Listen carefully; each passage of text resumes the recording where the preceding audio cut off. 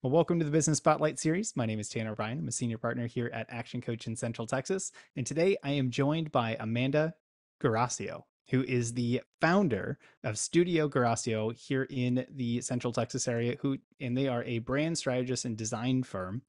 Excited to be jumping in, talking about a number of different things when it comes to business here, but the path to entrepreneurship, the challenges, everything that kind of comes along with that. So excited to dive into a few things. First and foremost, Amanda, thank you so much for taking the time to be here and sitting down with me today. Thank you Um, for having me. of course, of course. If we could just like start off with just a very, high level background, give us kind of the 10,000 foot view of who you are and tell us about the business. Tell us about what y'all do as a brand strategy and design firm. Yeah, okay. Yeah, let's see if I can make this not 10 minutes long.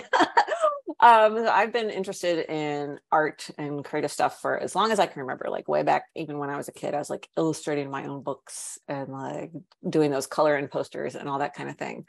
And then computers came onto the scene when I was in middle school, and I thought those were like home computers, and I thought those were the coolest thing. And then I realized I could do both at once. I could do like art stuff on the computer, and that kind of blew my mind open. I have a high school art teacher to thank for that. He introduced me to Photoshop, which was mind blowing. And so when it came time to go to college, I decided to major in graphic design. So that's actually what I got my degree on. I'm one of those rare people that is actually using the degree they got. And after college, I made my way down to the Austin area. That's where I'm still today. And I had intended to get a job in-house somewhere at an agency, something like that. I had never even like thought of owning my own business or freelancing or anything like that. But I had a boyfriend at the time who was a freelance web developer. And he's like, well, why don't you just, take on some freelance gigs on the side while you're job hunting, just to have some income. And I was like, oh, okay, I'll try this out.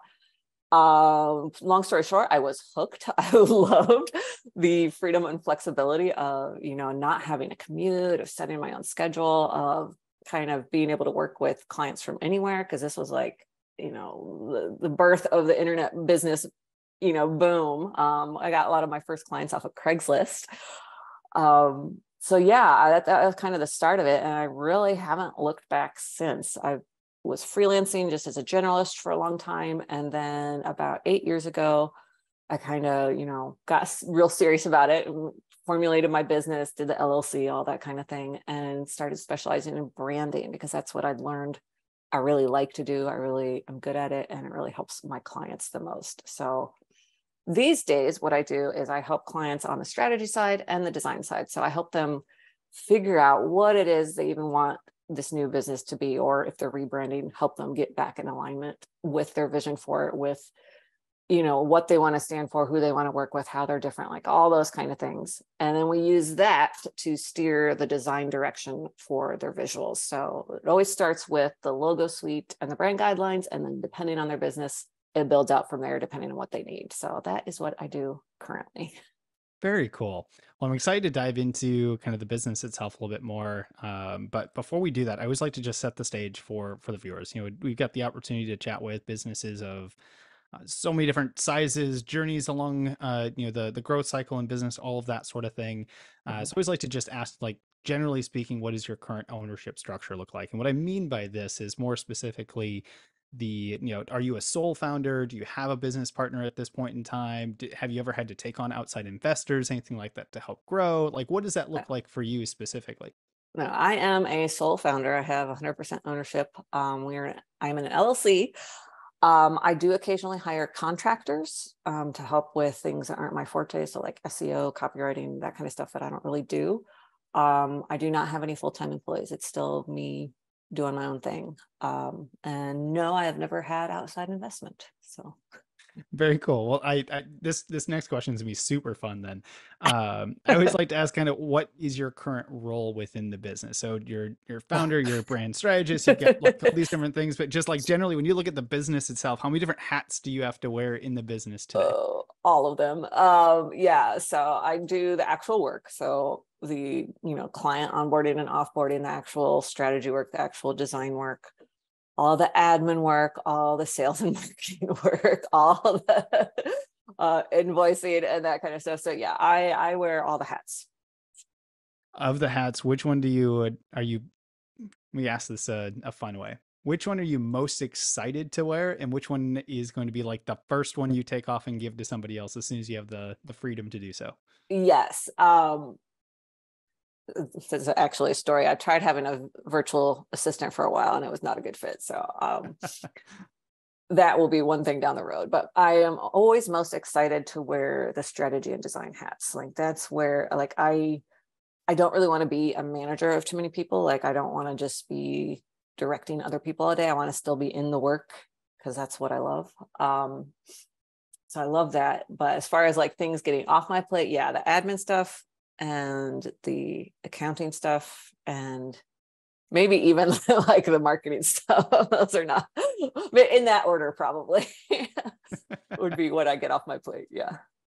Oh, that's fun. All right, so let's walk into kind of what makes your business so special, the different things that you do. First and foremost, I like to ask the question of like, who primarily does your business serve? And when we ask that question, I like to kind of frame it in the context of if I'm sitting out there and I'm watching this video later on, or I'm listening to the audio of this, how do I know that I'd be a really good fit to come work with you, or at very least, I might know somebody who would be a good fit to come work for you, come work Yes. with you. Excuse me. Yeah. I mean, you can work for me too. Yeah. So I work with serial entrepreneurs and multi-passionate empire builders. And what I mean by that is these are people that have been in the weeds of business already. They're experienced in business. So they're either, several years in and thinking of rebranding, or they're doing, they've got their fingers in lots of pies and are opening up other additional businesses. So, they have that experience. They know the importance of branding. They're just looking for the right partner to help them with it. They are tech savvy, they're progressive, they're decisive, they're open to coaching and expert help, and they're not too uptight. So my niche is really personality based too, other than that, have some experience in business factor. I'm pretty industry agnostic. I work with all sorts of industries. But yeah, it's more about the founder or person that I'm working with. Very cool. I love that. That is actually quite specific, and it's fun to kind of see there's different ways to look at what your niche market is, and very personality based can be a specific niche. So that's really cool to see that. I tried niching by industry before, and like I was like, well, which one? Like, there's so many that I like to work with. It ended up being like a list of like 5 or 6 long. I was like, well, that's not really concise or helpful. So yeah. So I gotta, when you look at, the marketing, branding, kind of just general landscape out there, what does competition look like for you? Is there a lot of competition in the, specific part that you work on, and how do you differentiate yourself? Why do your clients choose to work with you over anybody else that may be out there in the marketplace? Yeah, that's a great question. So yes, it is a pretty saturated market, design and even branding specifically. I think why people choose me is kind of twofold. One, I am kind of the one-stop shop for both the strategy side and the design side. So a lot of people do one or the other. There's not a whole lot that do both. And even if they do both, it's usually just the logo suite. They can't help with like packaging or a website or something. Whereas I have the experience to help with pretty much anything the business needs once we get that core branding established. So that's one thing. And the second thing is I have a very clear process. It's streamlined, it's organized. I communicate it up front. People seem to really like knowing like how that process is going to flow, that they know when to expect things from me, what the next step is, and that kind of thing. So I think just that kind of structure, people really appreciate. So those are kind of the two big ones. Plus I'm fun, Awesome. but Well, that's important too. Got to yeah, have the fun piece in there. yeah. But this kind of leads me into some questions around marketing, and I always love to ask about marketing because it's an area that many times business owners know is vital and needed in the business, continue to drive new business coming in, but it's maybe not always the easiest one to pick up on, especially if you're, Yeah. in business and you don't have a background in marketing, that sort of thing. So I'd like to just ask some questions around it, kind of find out what has been working, what hasn't been working, that sort of thing in different businesses. Mhm. What has been your philosophy to marketing? How do you, get out there and connect with these potential customers of yours? Yeah. So since my niche is personality based, it's really about making connections with people. So a lot of networking, a lot of visibility, things like this, where people can get to know my personality. Um, and then a lot of referrals, that's really, which is great. I regularly ask, past clients, like I check with them, ask how things are going and say, hey, and if you know anybody, send them my way. And that has worked out really well. So it's definitely less about, I've never run ads. I don't really do cold outreach. I've dabbled with that in the past. It just didn't feel good or work really well. Um, I'm on social media. I can't say that that has been really a source of clients so far, but parts of it I like, and it does give me a chance to show off my work. So I'm still on there for that reason, but it's really, really relationship based for the most part. Excellent. Have you systemized some of that in like your routines, things like that for referrals specifically? Yeah. So I have like reminders set to like check in with, these people every 3 months, 6 months, whatever it is, depending on how quickly their business changes and they might need something new and like, when the last time I checked in with them is and stuff. But yeah, I have that baked in. I always ask for testimonials like right after the project is done too. So then I kind of blast that out to socials and they usually share it. So it's like, yeah, there's some systems baked into that for sure. That's awesome. I always love to ask about that because it's, I've talked to other businesses that are referral based, but it's, referral based on, well, I remember to ask for referrals sometimes versus having, at least a level of consistency or system in there. So that's absolutely fantastic. And huge note for anyone that is listening, like go back, listen to that again, maybe put some of those processes in. Referrals, amazing lead generation strategy. Um, Yeah. And I will say, don't just make it like, hey, do you have any referrals? Like check in with them, see how they're doing, see if there's anything you can help with, send them something that reminded them or reminded you of them. And then ask for the referral. Don't just make it completely one-sided. That's not nice for anybody. So Yeah, absolutely. The relationship piece is important there. And you had mhm, mentioned that it's very, your business is very relationship based, that sort of mhm. thing. Do you have any additional kind of tips or strategies for business leaders out there that are more relationship oriented to keep building the relationship even after the transaction being over? Yeah. Well, like I said, when I will send people things that, if I'm on social media or like reading news articles or see something that just reminds me of them, I will send it their way. Or if I see an opportunity that would be perfect for them, I send it their way. Um, I'm connected with most of my clients on social media, so we'll like each other's posts and comment on stuff like that or celebrate things together. So it's multi-platform. It's just kind of keeping in touch, keeping up with what's going on with them. If I know they have something big coming up, I'll reach out and say, hey, do you need any help with this? They know they can always come back to me. Like once we finish their main brand package, I offer VIP days and half days so that if they have things they need that have come up since we work together, I can help them with that. So it's just about keeping that door open. Very cool. I absolutely love that. All right, so we've talked, spent a bunch of time focused on the business itself, sharing a few best practices, that sort of thing. But I want to take a step back and talk about your journey. Mhm, So was looking for a job, decided to do a little bit of kind of freelance type stuff, got hooked mhm, on, this flexibility and freedom that business can create, mhm. and just kind of jumped in 2 feet from that standpoint. Yeah, Is that kind of a good summary of what you shared? accurate. Uh, Yes. Excellent. So when you look back on this journey so far, and I'm sure there have been a number of lessons that you've learned along the way, are there any kind of standout either moments or lessons that you've had to learn that has really kind of helped you become the business leader, the business owner that you are today? Yes. Probably more than we could cover in this episode, but I would say probably the biggest learning curve for me, since I didn't have any like business background, was the financial side of things. Like I did Mm. not have a savings cushion.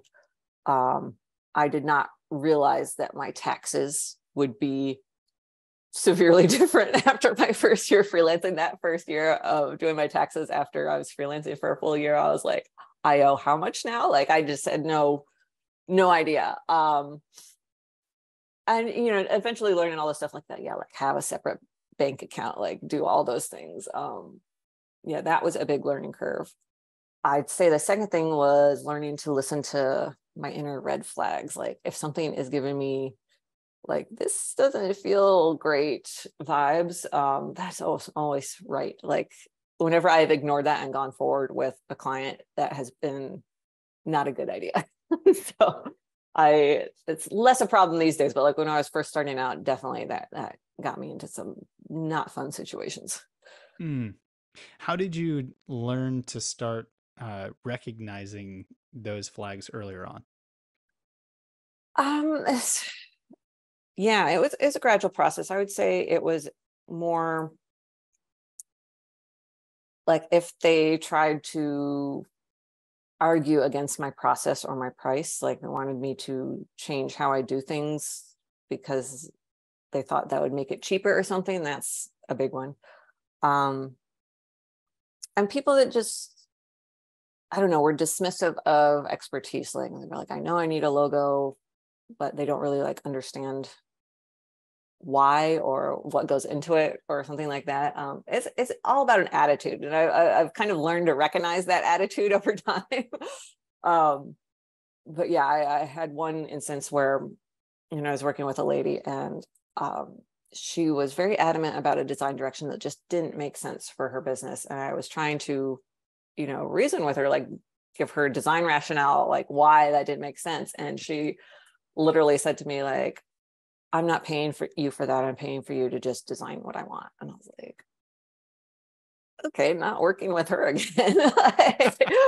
um, so yeah, like I said, that is much, much, much less common these days. I've got a pretty good filter going now for that. But yeah, there were some not fun interactions back in the day.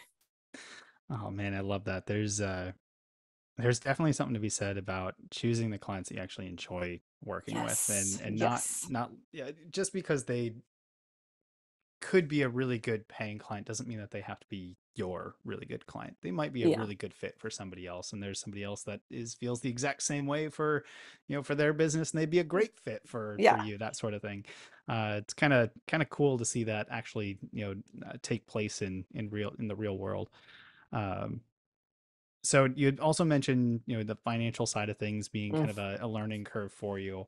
yeah. Now a number of years in, are there any kind of main points that you would share to like the audience that maybe was in the spot that you were in a number of years ago, that you've implemented today or consistent with today, that is just completely given you more control over that?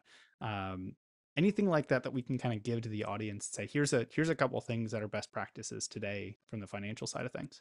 Yeah. Number one, if you can have a savings cushion before you go out on your own, like absolutely do that and save up. You'll thank yourself later. Number two, save for taxes. Um, when after that first scary year, I started saving 30% for taxes, and that kind of covered my butt for the next few years. These days, I use the profit first system. I don't know if you've ever read that book, but that's what I do now. And you kind of put money into different buckets. It's like the digital version, business version of like budgets and little envelopes for different things. Mm-hmm. And that's worked out really well for me. So that I would recommend checking out that book. What is it? Michael something. I don't remember what his last name is, but yeah, Profit First is what it's Yes. called. So Yes. I will make sure to link it in the description below, because that's yeah. a phenomenal thing. It's the the discipline, the habits around and how we handle and manage money and all that kind of stuff. Very important. Um, Very cool. No, that those are some excellent things to plug in there. Um, so we've spent a lot of time now talking about the past, about the Mhm. business today, but I'm curious, where do things go in the future? Where, when you look to the next 3 to 5 years for you and your business, where do you see the business, and where do you see your role within it as you continue to grow and just continue to develop over the next few years? Yeah. I've been asked this question before, and I feel like my answer is probably pretty boring because I don't have, grand plans to build out like, in-person studio or have a bunch of employees or anything like that. I would like to, bring on some of that help we talked about earlier, like things I'd like to have off my plate, a VA, an accountant, maybe a marketing person. But really, I'm just looking to work with awesome clients. Like that's my main driving goal, like awesome clients, and maintain my freedom and flexibility with my schedule. That's like my driving force. So yeah. Does there ever come a point when you no longer want to be in the business? It hasn't come yet. So I don't know. Maybe it might come down the road, but like right now, I still really love what I do. Like this has been what I've been doing for 17 years now. So I think if I was going to get sick of it, I'd probably have gotten sick of it by now. Yeah. Excellent. Excellent. When you look at anything kind of in business or in kind of just your life in general, what's been your approach to goal setting? How do you look at just setting goals for yourself, and what's kind of that process look like for you? Yeah. So I do kind of I guess a vision board is the best way to call it at the beginning of every year. And I kind of list out different goals I have for like my personal life, finances, business, like all the different categories.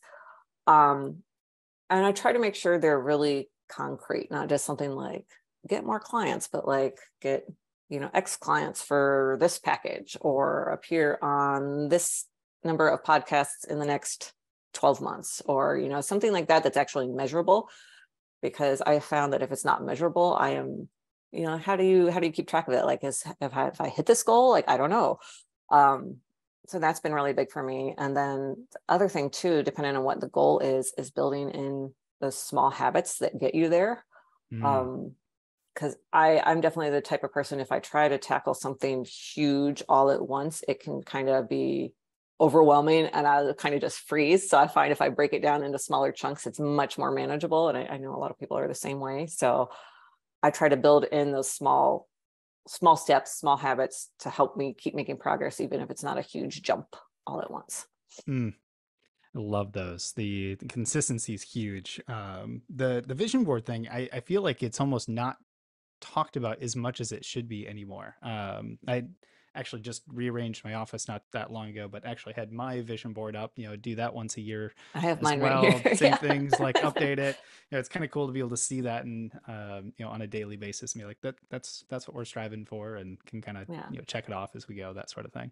Yeah, I will say mine too. I mean, people think the vision board is like magazine things pasted, and it doesn't have to be that. Like I just did mine in Canva, and one is like the pictures, the visuals, and then, but I also have like the text version of what those actually, like the goals listed out of what those actually represent. I look at that far more often than the pictures, so it doesn't have to be a pretty vision board. It can be like a vision list if you want. Yeah, yeah. I think there's a lot to be said about how you specifically learn and accomplish tasks and things like that. Not everybody's going to be the same way. So your Yeah, vision board is your vision board, whatever works exactly. best for you, that sort of thing. So, Yeah, well, Amanda, we've covered a ton of ground.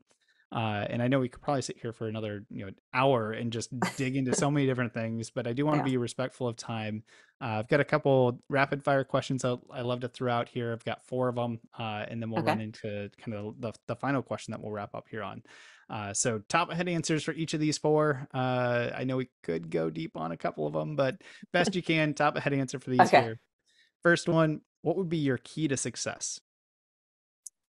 Persistence, sticking with it, not giving up, consistency, all that tied into one. Yeah. Excellent. What's one piece of advice you would give to other business owners? Sit down and get clear on what you want for your business, what you're trying to build with it. That can add such clarity to every other part of your business, I feel. That's the start of brand strategy with me too. We do that, but it's so helpful, really. Absolutely. What's one book that you're either currently reading or have read most recently? Oh, yeah, this is a good one. I am a huge bookworm, so this is hard. I'd say the one that has left the biggest mark on me so far this year is 12 Rules for Life by Jordan Peterson. It is not a light beach read. It is a deep read.